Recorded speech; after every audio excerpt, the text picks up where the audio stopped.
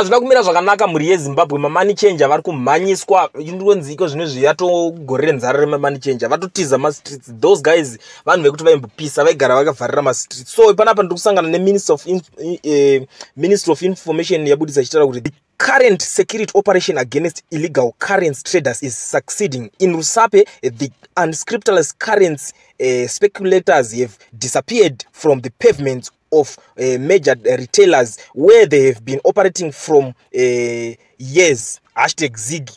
Hanzi mamani changer pavaimbotengesera iko zvino zvikwa Rusape vatotiza pavaimbogara vakazara pamagini vakamirira mumapavement kuti udanopinda umu udanotenga already vetotengesera nemari vachiita madhira avo vachirwa kuti mabusiness tour zvanzi pangomuka pasina munhu because vari kunzwa kuti mastreets ari kutopisa kusudyiwa rinopisa zveso necurrency nyowani iripo iyoyo currency iri kuzobvunzwa nevanhu kuti imi muri kuti is it gold backed currency or it's police backed currency because police ndo iri kunzi yakumhanyisa mamani changer vachinzi ndo vari kukanganisa zvinhu munyika. But anyway, muri yeZimbabwe tinenge tangoona nenyaya tionesane tichikuudzai zvezvimwe zvinhu zviri kuitika mutipot country yenyu yeZimbabwe iko zvinezvi hakusi kudyiwa rinopisa.